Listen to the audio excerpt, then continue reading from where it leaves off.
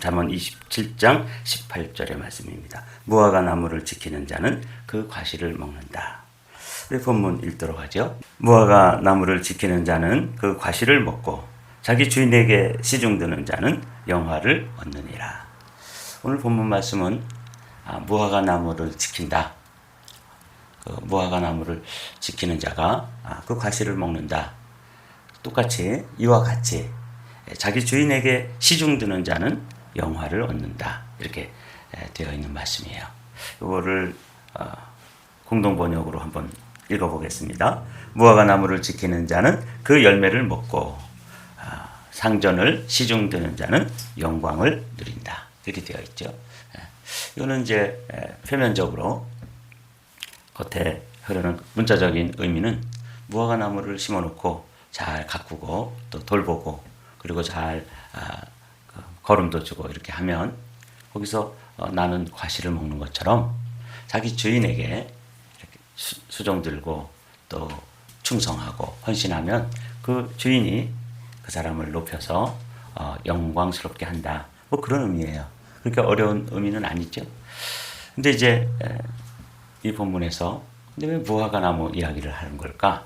그래서 먼저 우리가 이 무화과 나무에 대해서 조금 살펴볼 필요가 있어요. 그래서 무화과 나무를 잘 살펴보면 이게 단순히 무화과 나무 이야기만 하는 것이 아니라 그 무화과 나무를 이 지혜자가 말하려고 하는 게 뜻이 들어있다 하는 걸 알 수 있습니다. 오늘은 그 이야기를 좀 나눠보도록 하죠. 먼저 새 나무 이야기 이렇게 제목을 타이틀을 뽑아봤는데 이스라엘 나라를 상징하는 나무가 세 가지가 있어요. 그래서 그 나무가 어떤 나무냐면 그 하박국 3장에 나오는 이야기인데 비록 무화과 나무가 무성하지 못하며 포도나무에 열매가 없으며 감람나무에 소출이 없으며 밭에 먹을 것이 없으며 우리의 양이 없으며 외양간에 소가 없을지라도 나는 여호와로 말미암아 즐거워하며 나의 구원의 하나님으로 말미암아 열매도 없고 나무가 그냥 다 시들어가고 이렇게 하면은 그 농사일이 허사가 되는 거잖아요. 이 이야기를 들으면 우리는 무슨 나무 이야기 하나 보다 그러지만 이렇게 이제 볼 수가 있어요. 무화과 나무에 대해서 이제 그런 관점을 가지고 오늘 말씀을 좀 살펴보기를 원합니다. 이렇게 무화과 나무에 대해서 묵상하면서 무화과 나무를 살펴보니까 아주 흥미롭게도 무화과 나무가 성경의 무화과 나무에 대해서 묘사한 부분을 보면 아주 특징적으로 반복되는 부분이 있다는 걸 알 수가 있어요. 여기도 무화과 나무가 무성하지 못하며 이렇게 돼 있잖아요. 그런데 이사야의 말씀을 한번 보도록 하겠습니다. 하늘의 만상이 사라지고 하늘들이 두루마리같이 말리되 그 만상이 포도나무 잎이 마름같이 무화과 나무 잎이 마름같이 시들리라. 무화과 나무를 묘사했는데 그 잎사귀가 말라지는 것. 이게 이제 하나님의 심판을 말씀하실 때 무화과 나무 잎이 마른다. 그러니까 이 무화과가 무성치 못할 뿐만 아니라 잎이 바짝바짝 말라 들어가고 시들어가는 것. 이걸 하나님의 심판으로 묘사하고 있다는 걸 볼 수 있어요. 여기서 이 특징 무화과 나무 잎이 마른다. 이거 이제 우선 염두에 두시고 예레미야 선지자의 이야기를 들어보도록 하죠. 여호와의 말씀이니라. 내가 그들을 진멸하리니 포도나무에 포도가 없겠고 무화과 나무에 무화과가 없겠고 그 잎은 마르리라. 계속해서 무화과 나무 이야기에 대해서 이렇게 살펴보면서 무화과 나무를 묘사할 때 잎이 마른다 하는 표현이 반복되고 있는 걸 살펴볼 수 있죠. 그러니까 하나님의 심판은 무화과 나무가 이스라엘이라면 이스라엘을 심판하실 때 그때 그 묘사가 잎이 마른다. 이렇게 이제 묘사되고 있는 걸 알 수 있어요. 그러니까 제가 한번 무화과 나무를 생각해 봤어요. 그 사막 지역에서 이 무화과 나무는 잎사귀가 크잖아요. 그러니까 수분이 공급되지 아니하고 잘 돌보지 않으면 그 오늘 본문으로 따지면 무화과를 잘 지킨다 하는 말씀이 그런 말씀인데 돌보고 또 물을 공급해주고 이러지 않으면 그 사막 지역에서 잎사귀가 큰 이 나무는 곧 마르게 되고 시들게 될 수밖에 없지요. 그러니까 이스라엘을 심판하시고 이스라엘을 징계하실 때 그 표현을 무화과 나무 잎이 마른다 이렇게 표현하고 있다는 것을 우리가 알 수 있습니다. 이와 동일하게 오늘 본문 잠언 27장 18절의 말씀은 무화과 나무를 지키고 그 무화과 나무를 잘 지키면 그 나무의 열매를 먹고 주인을 잘 시중 들면 나중에 영화롭게 된다. 이렇게 이제 말씀하시는데, 그러니까 이 무화과 나무를 잘 가꾸고 또 거름을 주고 또 돌보고 그리고 또 물을 공급해서 잎이 마르지 아니하도록 해야 되는 거구나. 이거 이제 우리가 알 수 있어요. 그래서 잠언 기자는 무화과 나무를 잘 지켜야 된다. 이런 표현을 쓰고 있구나 하는 걸 이제 여러 본문을 쭉 살펴보면서 얻어지는 결론이에요. 근데 이제 흥미롭게도 예수님께서도 이 무화과 나무를 가지고 큰 교훈을 주시고 이스라엘 나라가 어떻게 될 것에 대해서 아주 한 나무가 말라지고 그 나무가 뿌리까지 죽게 되는 그런 현상을 보여줌으로써 장차 이 무화과 나무, 포도나무, 감람나무가 이스라엘을 상징하는데 이스라엘의 미래와 운명이 어떻게 될 것을 보여준 적이 있어요. 사실 좀처럼 주님이 이런 일을 안 하시잖아요. 주님은 생명을 살리고 꺼져가는 등불도 끄지 아니하시고 상한 갈 때도 꺾지 아니하시는 분인데 아주 딱 한 번 이렇게 저주를 하신 적이 있어요. 이거 한번 보도록 하죠. 이른 아침에 성으로 들어오실 때에 시장하신지라 길가에서 한 무화과 나무를 보시고 그리로 가셨더니 잎사귀 밖에 아무것도 없음을 보시고 나무에게 이르시되 이제부터 영원토록 내가 열매를 맺지 못하리라 하시니 무화과 나무가 곧 마른지라 이렇게 되어 있죠. 이 이후에 AD 70년에 예수님께서 공생의 33년을 마치고 그 어느 날 그랬더니 그냥 나무가 갑자기 가뜩이나 열매도 없는 나무가 그 무성했던 잎사귀가 그냥 막 시들어가고 말라가고 뿌리채 말라서 죽었다. 이 사건을 마태복음 기자가 기록하고 있습니다. 이게 이제 21장에 기록되어 있는데 24장에 가면 그 죽었던 이 무화과 나무가 살아나는 이야기를 또 예수님이 하세요. 마태복음 24장에 있는 말씀 제가 읽어보겠습니다. 무화과 나무의 비유를 배우라. 그러니까 이 무화과 나무의 비유도 이 잠언 기자도 이야기를 했지만 예수님도 무화과 나무 하나를 놓고 그 나무가 영원토록 열매를 맺지 못할 것이다 하고 저주를 하셨는데 24장에 가면 그 저주받은 무화과 나무가 다시 살아날 것이다. 그렇게 되면 그게 하나의 큰 마지막 때의 징조, 인자가 다시 오시게 될 텐데 그 인자가 아주 가까이 곧 문 앞에 이른 줄 알아라. 그러면서 하나의 비유를 가르쳐 주셨어요. 이게 종말론적 비유죠. 무화과 나무의 비유를 배우라. 그 가지가 연하여지고 잎사귀를 내면 여름이 가까운 줄 아나니. 이와 같이 너희도 이 모든 일을 보거든 인자가 가까이 곧 문 앞에 이른 줄 알라. 그래서 이 무화과 나무가 21장에서는 마르고 또 24장에 가서는 정말 그 뿌리채 말랐던 무화과 나무에 다시 가지가 연하여지고 잎이 피고 무화과가 맺히는 이런 일이 있을 것이다.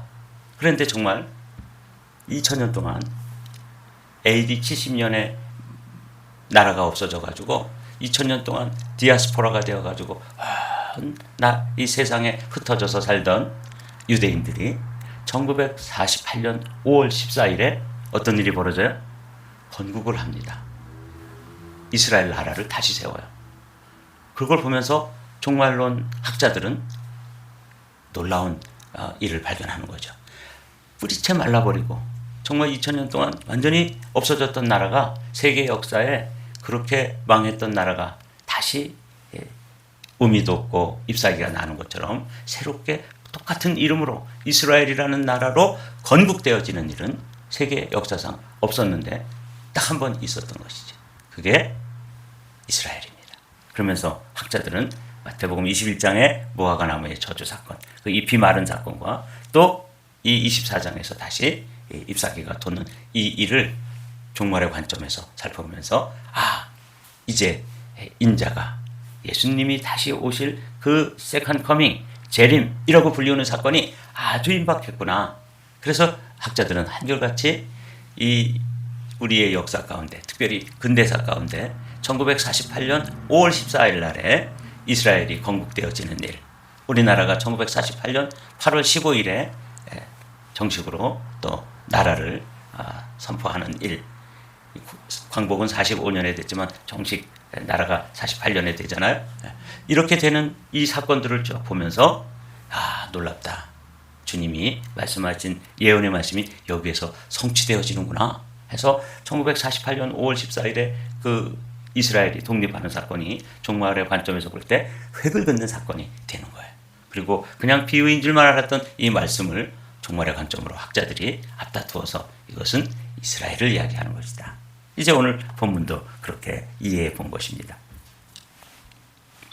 무화과 나무를 지키는 자는 그 과실을 먹고 자기 주인에게 시중드는 자는 영화를 얻느니라 하는 말씀을 보면서 무화과 나무를 지킨다 할 때 지킨다는 말을 히브리어로 찾아봤더니 나차르라고 되어 있고, 주인에게 시중든다 할 때 이 단어도 샤마르라는 단어로 되어 있어요.